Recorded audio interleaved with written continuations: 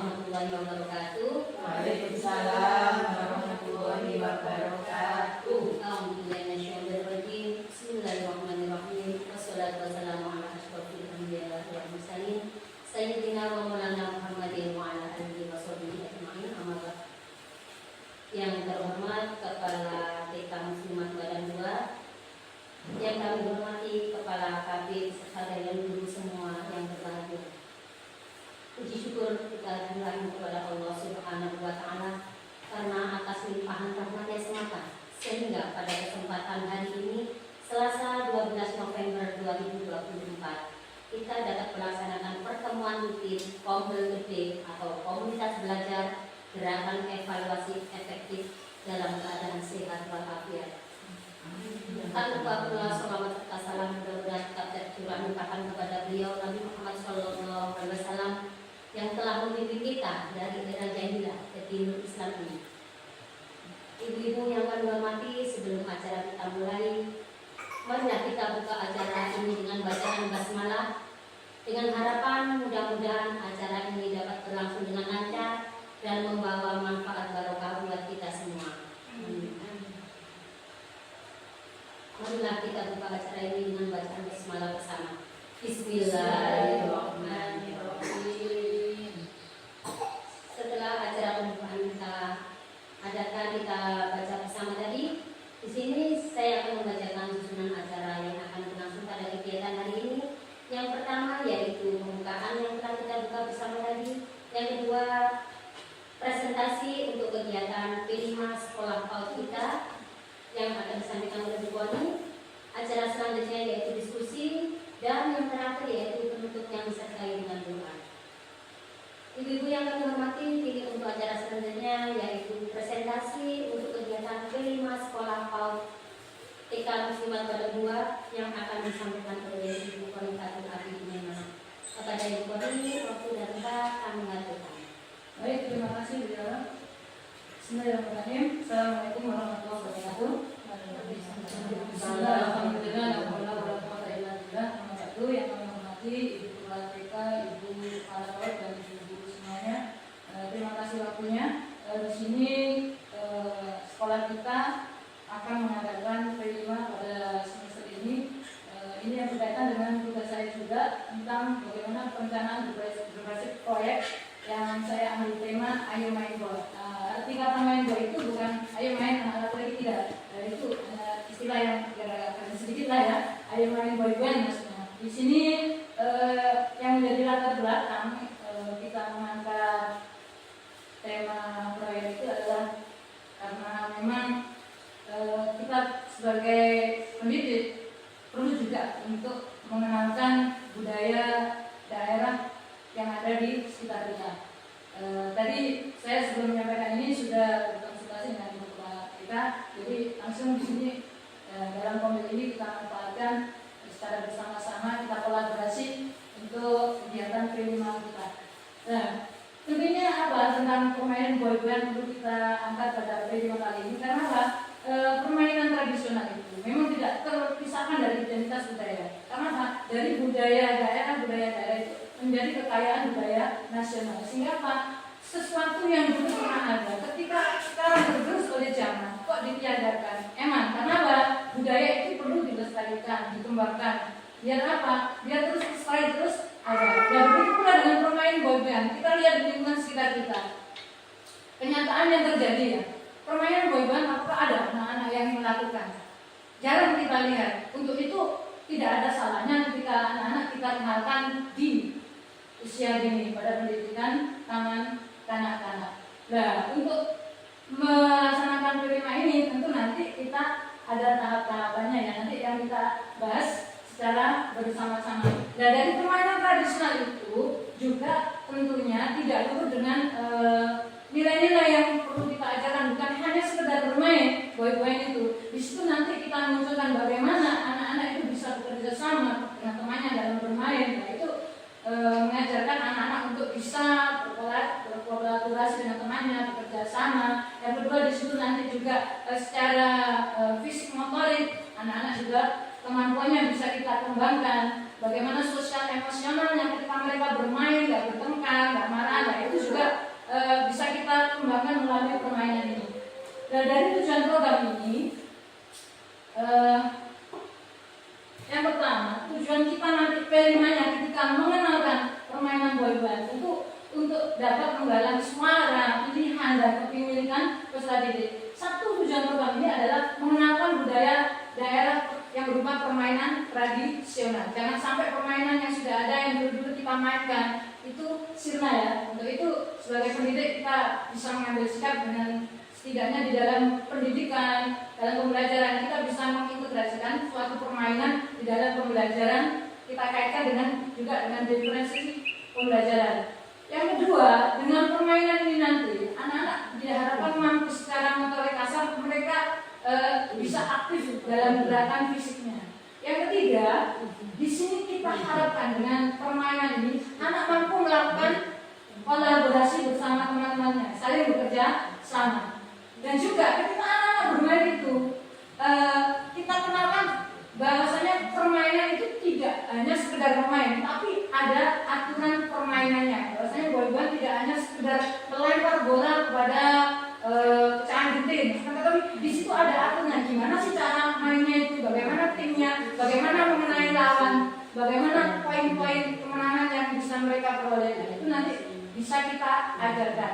Yang selanjutnya, anak mampu berkreasi memanfaatkan barang yang tidak terpakai. Kalau kita kaitkan dengan zaman dulu, memang ketika kita boyband tidak menggunakan bola yang asli, justru anak-anak dahulu itu kreatif sekali ya. Anak-anak memanfaatkan apa yang ada di lingkungannya tanpa mereka harus mengeluarkan uang. Mau main boy-boyan, nggak ada bola, maka yang dilakukan adalah membuat bola dari plastik atau kresek-kresek yang mereka kumpulkan di sampah ya. Biasanya kalau kita cari baju belang lah, bahasanya seperti itu, ngasak baju belang. Nah, untuk selanjutnya ini tentang tujuan program kelima kita tentang Human Boy. Yang selanjutnya, capaian langkah dan hasil yang diharapkan nanti dari bermain boy-boyan.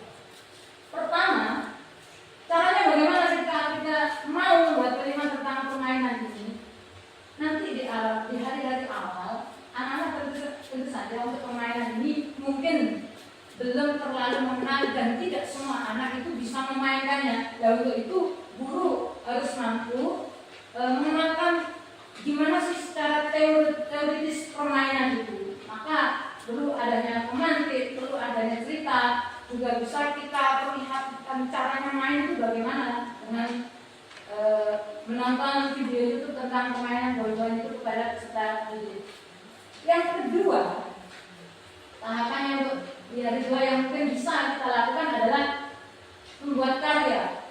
Bagaimana secara konseptual anak itu mengenal boy-boyan tidak hanya sekedar permainan, tapi tahapannya bagaimana? Ya, kita buat hasil karya dulu untuk mengkaitkan permainannya dengan hasil karya mereka. Kayak nanti anak-anak kita ajak untuk membuat bola yang untuk pemain bola itu dengan membentuk kresek biar bulat seperti bola. Nah sebelum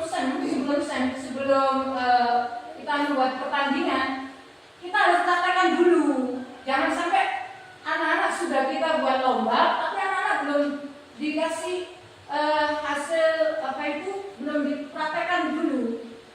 Gimana cara mereka memahami kalau mereka nggak praktek dulu? Jadi main dulu sama gurunya sebelum pelaksanaan SEM itu sendiri. SEM itu support education model ya, maksudnya kegiatan yang bisa memberikan pengalaman secara langsung kepada anak-anak dalam bentuk event, pertandingan. Nah, itu maksudnya. Jadi 3 hari ini kita maksimalkan kegiatan, tahap-tahapan kegiatan dalam pengadaan atau pelaksanaan P5 tentang boy-boyan itu. Terus struktur program yang kita lakukan ini nanti tentunya ini permainnya tingkat anak PAUD, dan ini nanti dilakukan oleh hanya anak TKB. Kenapa hanya anak TKB? Mungkin secara kemampuan memahami aturan permainan, secara fisik, mungkin secara kemandirian juga anak-anak TKB sudah bisa kita ajak untuk bermain. Dan temanya adalah tradisional dengan subtopiknya boy-boyan. Ini nanti tahapan waktunya kita gunakan selama 3 hari. Nah, dimensi profilnya yang kita munculkan dari dimensi profil belajar Pancasila adalah nanti nilai kreatif dan nilai gotong royong. Nah, kreatifnya di mana?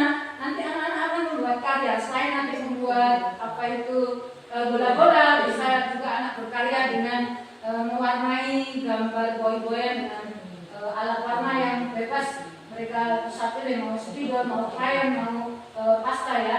Terus nanti tentang gotong royongnya, ini adalah nilai kolaborasi. Bagaimana sih anak itu bisa bekerja sama dalam suatu tim? Bisa enggak mereka kerjasama dalam tim untuk mencapai suatu kemenangan dari caranya? Terus tujuan pembelajarannya tadi sudah saya sampaikan di atas. Ini ya, mengenalkan budaya daerah, tentang permainan tradisional. Anak bisa melakukan gerak fisik, anak mampu berkolaborasi dengan temannya, anak mampu mengetahui gimana sih aturan permainannya itu.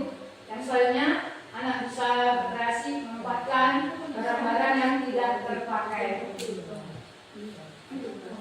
Jadi nanti pelaksanaannya, lokasinya selain di kelas untuk 2 hari dan seharinya untuk event pertandingannya kita lakukan di halaman di depan kantor. Dan nanti harapannya dari P5 ini, proyek ini, apa yang dihasilkan? Tentu saja hasilnya adalah karya peserta didik, kemampuan mereka ketika memanfaatkan barang bekas, kemampuan mereka berkarya di dalam mewarnai, kemampuan mereka memainkan suatu permainan tradisional. Dan nanti tidak lupa ada buzzer yang kita fokuskan hanya tentang makanan tradisional. Karena tema yang kita angkat adalah sesuatu yang berbau tradisional, ya permainannya, ya makanannya. Nah, nanti yang berkenaan dengan buzzer nanti kan guru TKA, saya TKB nanti yang menghandle tentang permainannya. Nah, aset apa yang bisa kita gunakan untuk kegiatan P5 ini? Aset sekolah itu tidak hanya berupa materi, tidak hanya berupa benda, tapi ada 7 aset. Yang kita angkat di sini hanya 5 aset: aset manusia, aset fisik, aset politik, aset finansial, dan aset sosial. Nah, aset manusianya yang ada di sekolah ini ada guru, ada murid, ada KS, ada wali murid atau komite. Dan fisiknya ya, halaman, kelas, sarkas itu termasuk fisik. Nah, politik itu sendiri apa? Apakah pakai? Tidak. Akan tetapi kebijakan yang dibuat oleh seorang pemimpin pembelajaran, entah itu kepala sekolah atau guru kelas. Nah, itu kebijakan. Kepala sekolahnya punya aturan apa? Guru kelasnya punya aturan apa? Itu termasuk dalam aset politik, kemampuan untuk membuat suatu keputusan atau aturan. Terus secara finansial, pasti nanti di sini ada dana yang kita keluarkan untuk kegiatan. Dan nanti kita galang dari mana? Nah, nanti bisa kita diskusikan. Kita galangnya nanti dari mana? Sosialnya, kita tidak bisa berdiri sendiri, guru saja tidak. Tapi kita maksimalkan pelibatan dari komunitas sekolah untuk mendukung acara ini. Terus selanjutnya, rencana evaluasi nanti, bagaimana agar pelaksanaan dari program kita ini bisa terlaksana. Nanti sebelum kegiatan kita buat brosur, rasanya nanti ada kegiatan event pertandingan anak boy-boyan. Terus di situ ada bayar. Nanti kita buat brosur. Nah, ini nanti kita bagi tugas. Nanti Bu Rama yang buat brosurnya ya. Nanti bisa di grup. Nah, ini nanti boy-boyannya tidak dimainkan anak KB, tidak dimainkan oleh anak TKA, tapi kita khususkan, mohon maaf, anak yang kita anggap mampu ya, mampu di dalam memahami aturan suatu permainan, kita lakukan pada kelompok B. Jadi nanti yang TKA, anak KB bisa tentang kegiatan bazar makanan tradisionalnya. Terus untuk pembentukan tim itu enaknya gimana? Tim dari TKB lah, dari jumlah anak TKB itu yang 20 untuk menjadikan suatu tim itu kira-kira dibentuk berapa tim? Nah, nanti bisa kita diskusikan lagi. Nah, ini nanti untuk penjuriannya, karena saya nanti ikut di dalam mengawasi permainan anak-anak, maka saya harapkan untuk bisa dilakukan oleh Bu Yara ya. Ya terus nanti juga kemenangan berdasarkan perolehan poin. Gimana sih anak-anak itu kalau memenangkan itu gimana? Poinnya itu diambil dari apa? Apakah kemampuan mereka melempar bola ke gending terus bisa nata atau bagaimana? Apakah ada penilaian poin lah? Ibaratnya disesuaikan dengan tingkat fasenya. Anak TK dipaksa teman-teman ya untuk bermain. Yang penting dia bisa ini bisa itu lah. Nanti ada kriteria sendiri bisa kita bahas. Terus permainan bergantian tiap tim. Nah, kalau di sini saya 5 menit. Umpama dalam satu permainan itu hanya 5 menit, itu sudah kita menentukan pemenangnya untuk kita lombakan lagi untuk tim yang selanjutnya. Apakah 5 menit itu terlalu sedikit atau terlalu lama? Nah, itu nanti kita bahas lagi ya. Nah, untuk komite nanti kita libatkan untuk menata tempat dan belajar makanan untuk mendampingi putra putri mereka. Nah, tentu saja di dalam kegiatan P5 ini ada tantangan yang nanti akan kita hadapi. Gimana kemungkinannya? Saya kalau melihat kemungkinan tantangan itu bisa hadir dari peserta didik. Bagaimana keterlibatan dari peserta didik itu di dalam suatu permainan? Karena apa? Umpama kita dalam satu kelas anak TKB itu ada 20, kita buat tim 5 anak, itu belum tentu terlibat semua ya. Ini nanti pasti akan jadi permasalahan yang perlu kita siasati kita. Gimana caranya anak-anak itu bisa semuanya terlibat aktif. Nah, juga ini kadang pemahaman aturan main, anak-anak itu belum terlalu paham benar. Ketika bola tidak sudah dilemparkan, malah dipegang saja, tidak digoberkan temannya. Ini kemarin waktu yang kemarin kita membuat latihan seperti itu, anak-anak masih belum paham. Nah, ini nanti kita bahas secara bersama-sama. Nah, peran guru itu nanti seperti saya, nanti jadi fasilitator, pelatih, motivator dan wasit. Juga nanti ada pembimbingan refleksi ya untuk kegiatan P5 ini. Terus untuk penjurian, nah, kriteria pemberian poin ini nanti kita bahas lagi ya, kayak yang di atas tadi ya. Dan untuk trofi, nah untuk trofinya itu nanti bagaimana? Ini nanti yang kita perlu bahas bersama-sama. Ya, Bu, ini sudah untuk presentasi saya. Nah, maka dari itu untuk selanjutnya sesuai agenda kelompok kita setelah presentasi, mari kita bisa berdiskusi dan tanya jawab tentang kegiatan P5 kita. Untuk ini, Ibu, yang perlu kita bahas. Untuk pembentukan tim, kira-kira pembentukan tim itu TKB. Kalau anak TKB jumlahnya 20, maka kira-kira dijadikan berapa tim? Jadi kan buat tim gimana? 10. Sekali main, anak-anak sih Berapa periode ini? kalau bisa itu 2 main, terus berdua main. Nah, kita ambil sini pemenang, kita ambil sini pemenang, ini harus juara. Berarti berapa? 4 tim ya. Ya kan? Umpama grupnya jeruk sama apel. Ini nanti main sendiri. Ini pisang sama semangka, main dulu lagi. Dan dari kemenangan 2 tim ini, diambil satu, main lagi lah, itu pemenangnya. Ya. Terus untuk perolehan poin, gimana caranya menilai untuk memberikan poin pada permainan anak-anak? Kalau dia poinnya 1 bagaimana? Kalau dia poinnya 2 itu bagaimana lah? Nah, kadang anak-anak kan mainnya beda dengan anak SD. Itu bagaimana? Kira-kira dari jumlah goberan tadi. Ya bisa satu gober satu kan meloloskan satu peserta itu. Satu gober itu berarti Meloloskan satu poin ya, dapat 1 poin. Iya. Kalau dia full menang berarti 5, bisa 5 poin ya. Pesertanya Pesertanya berapa? 5. Kalau dia bisa menggober semua berarti kan 5 poin. digober Bisa. kalau digober dia tuh gobernya 1 orang ya, dia kan main kan, bukan gober semua. Gimana? Ada waktunya ya? Ada. Nanti kelamaan.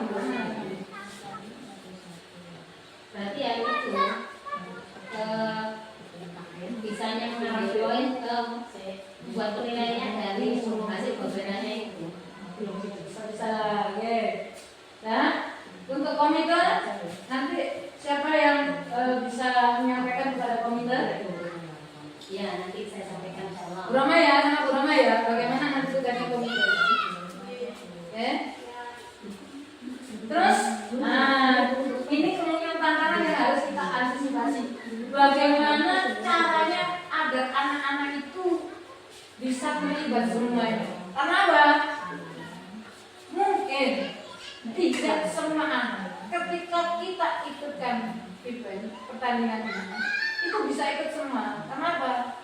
Tidak semua anak itu percaya diri. Ada yang pemalu nggak mau main. Nah ini barangkali bisa didiskusikan di forum ini. Caranya bagaimana? Ya, pertama bagaimana cara kita memilih kelompok dulu. Memilih kelompok. Oh, iya. Tapi apakah tidak kita berikan kebebasan kepada peserta didik untuk menentukan, saya pilih ini, dari kelompok ini, gimana? Barangkali di sini kan kita itu menghargai suara, pilihan peserta didik. Kita nggak maksa, kita nggak harus menentukan itu sama dia, tidak. Di sini nanti pembelajaran ada bagaimana kita menghargai pilihan suara peserta didik itu sendiri. Tidak ada paksaan dari gurunya. Jadi, mama nanti kita berikan kepada anak-anak, udah kamu sekarang tentukan tim kamu. Nah, itu kita catat untuk permainan biasanya. Ya, tim saya ini dulu kita berikan kebebasan. Gimana? Jangan sampai kita memaksakan sesuatu pada peserta didik kita. Mereka merdeka untuk memilih menentukan pilihan dan caranya ya.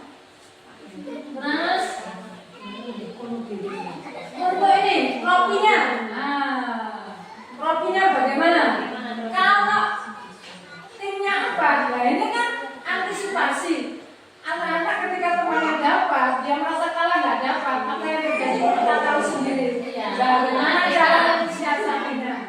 Gimana? Apakah tropinya dapat? Apa ada 4? Misalnya tropinya ada 4. Ya, boleh suara itu. 1, 2, 3, 4. Berarti anaknya menang semua. Oke. Terus tentang aturan main itu nantinya, bahwasanya di program BCK itu ketika anak-anak bermain olahraga, guru secara spontan ketika melihat anak-anak yang melakukan suatu kesalahan gerak, suatu kesalahan permainan itu bisa langsung diingatkan ya, tanpa harus kita banyak memberikan teori. Tapi ketika anak melakukan kesalahan langsung kita ingatkan. Kenapa? Mereka bisa bergerak, agar mereka itu respon, ya itu langsung kita berikan tegurannya. Terus untuk selanjutnya sudah ya semuanya ya. Untuk teknik belajarnya nanti bisa disalurkan lagi guru TKA dengan komite ya. Ini yang untuk kegiatan dari rumah yang kita yang nanti kita gabungkan dengan belajar nah pelaksanaannya ini ya, nanti untuk biar persiapannya lebih matang, ini kan hari Selasa, nanti bisa kita enaknya ya di hari yang tidak ada jadwal kegiatan ya, yang tidak bergerak dengan kegiatan dulu ya, nanti bisa kita tindakan secara di hari Rabu ya, kita nggak ada tindakan kegiatan. Nanti yang PKB kita suruh pada Rabu karena sudah ya, kita persiapan di sudah ya Bu. Dan ini yang bisa saya sampaikan. Ada pertanyaan lagi? Itu masalah brosur tadi gimana? Nah, untuk masalah brosur itu nanti kan kita berikan tentang kalau ada event boy-boyan, ya nanti kita kasih apa itu seperti pialanya itu juga apa ini? Nah, itu Pialanya apa ini nanti? akan kita buat sendiri. Ya itu Atau kita ya lebih kreatif ya memang buat sendiri yang menarik. Pialanya bisa berupa makanan lah. yang kita bentuk menjadi roti ini. Ya, bisa. Kan kayak gitu, jajan ulang tahun itu. Oh ya, ya, Buket ya, buket. Buket yang agak tinggi. Sudah, apa lagi?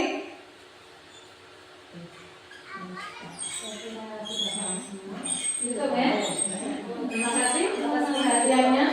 Tentunya presentasi yang bisa saya sampaikan mudah-mudahan pelaksanaan dari kegiatan yang sudah kita nanti bisa terlaksana sebaik-baiknya agar anak-anak bisa memiliki pengalaman langsung dalam dirinya yang mudah-mudahan bisa berkenan nanti ketika dia dewasa. Saya akhiri di Nasratul Mustaqim. Wassalamualaikum warahmatullahi wabarakatuh. Waalaikumsalam warahmatullahi wabarakatuh.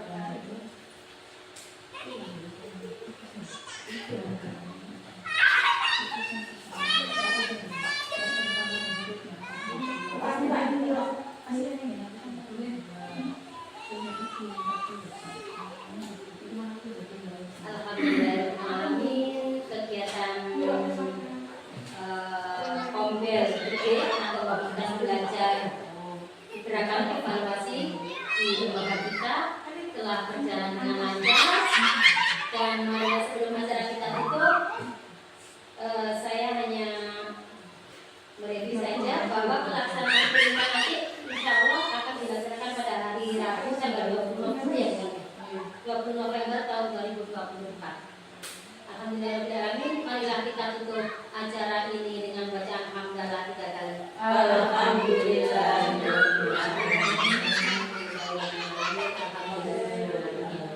Terima kasih. Mudah-mudahan acara ini dapat membawa manfaat dan berkah buat kita semua. Amin. Saya sebagai pembawa acara dari awal hingga akhir, mohon maaf apabila ada kesalahan, tutur kata yang kurang sopan. Akhir kata,